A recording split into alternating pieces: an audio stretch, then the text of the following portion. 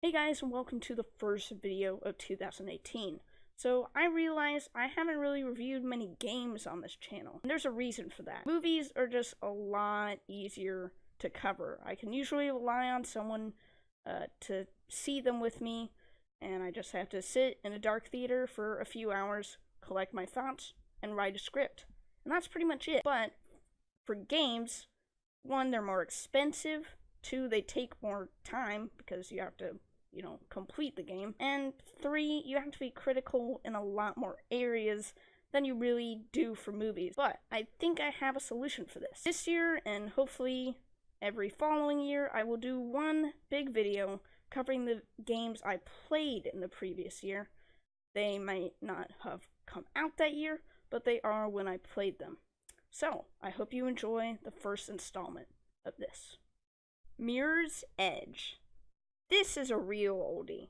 I purchased this game way back in 2015 during the Steam summer sale. A friend had recommended it to me and said it was his favorite game. Now, the game wasn't really a breakout hit at the time it released, 2007, despite its revolutionary focus on parkour, which we had never really seen in a game and inspired many other games to come. This game got a sequel in 2016, which I was excited for at the time, even with not completing the original. But I ultimately decided not to get the sequel because of the critical mehness it received. Anyway, what do I think of this game? I think it's awesome. At the time, I believe it was a fully priced game, but now it goes on sale all the frickin' time. Already worth $20, but it's undoubtedly worth $5. The gameplay feels unique. The visuals look amazing. Even those cheap 2D cutscenes they show you about every chapter. The gameplay is really immersive and has the best example of a realistic first-person perspective. The YouTuber Mess Yourself actually did a video where he played the third-person version of the game, hidden in the files that they tested, and it looks so out of place. As far as the story, it's serviceable. It's not great or anything, the ending is quite cookie cutter, but I think the rule for games is if one element of your game is lacking, you really have to make up for it with the other elements. And Mirror's Edge delivers everywhere else. It took me a long time because I'm a noob, but it's a fairly short game. For those wanting a little quick action-adventure game for cheap, it's on Steam, and I highly recommend it. Next we have Infamous Second Son. This is one of the PS4's earliest high-end exclusives, released in 2014. I didn't have the console at the time, so I decided to sit down and watch PewDiePie's Let's Play of it. I also played a fair bit of the infamous Vampire DLC on the PS3, which I never wound up finishing. I received a PS4 back in December of 2016, and Second Son was one of the first games I actually bought for the system. I finished it quite recently, and what did I think of it? Well, I thought it was enjoyable, but definitely inferior to a lot of other exclusives that came later, and not really a system seller in most regards. Even for the time, really. The music is kind of stupid, a lot of the first half is grinding, and it's not really all that fun, to be perfectly honest. And at times, the frame rate would bog down a ton, something about the AMD card not handling fire effects well, which is a shame, because that's the main freaking part of the game. The characters are serviceable, and the plot is okay.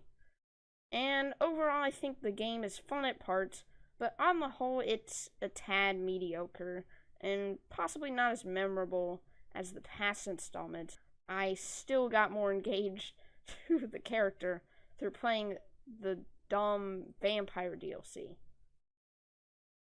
I have no problem with the idea of Infamous, but it just winds up being a mediocre open world game with a gimmick. I would recommend playing it through if it's on sale or if you've already played all the better games out there. Here's a shocker. Rocket League is fun. It was this completely surprising sequel to a game no one bought, and it was available for free for PlayStation Plus members, and it just absolutely blew up. A dumb indie game about RC cars Hitting Balls now has a Batman DLC and an esports scene. What? This game looked like such stupid fun that I just had to get it. It came on Steam and I bought it. However, my computer didn't meet the specs, so it was unplayable at the time. It was only recently that I hopped back into it due to having better equipment. I haven't played a ridiculous amount, but what I can tell, it does have a bit of a learning curve. Even with a controller, the controls and the camera movement coordination are a bit hard to get used to, and I am terrible at it so far. But I want to get better, and I plan to play it a lot more this year. Good game. Go get it if you don't already have it for some reason. Now let's jump to Uncharted 4. This game released in May of 2016, and unlike Infamous Second Son, this is a system seller. The music is great, the characters are great, the story is great, the graphics are great, and of course, the gameplay is great. I really enjoyed grapple hooking and jumping onto enemies and any other way I could take them out stealthily. I think the stealth mechanics are definitely what made this game for me. There are definitely parts where I didn't know where to go, but for the most part, the normal mode was a good difficulty for me. The length of the game was almost too hard to believe, like I had somehow robbed the game developers by paying nothing for it. Not even extra money. There's so much to be experienced, and I could really tell how many years of hard work went into this game. Also, there's a multiplayer, which I played a little bit of, and it's actually a lot of fun. I have the second and third Uncharted games, which I definitely plan to play because of this amazing game. 10 out of 10, would play again. Now for the big one. Drumroll please. Overwatch.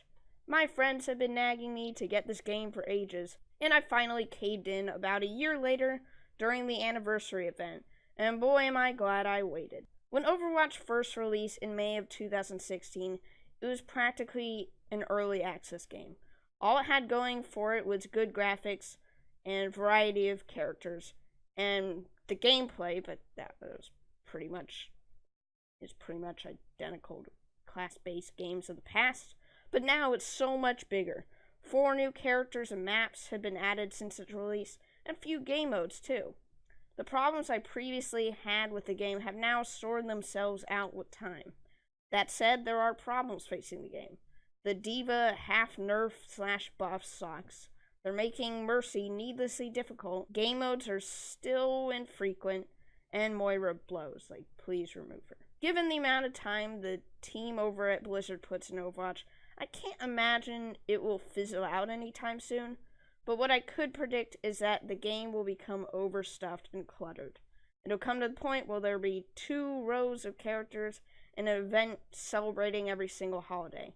The game will have so much variety that it will appeal to no one. And that's what I'm afraid of the game becoming, and I hope it doesn't come to that.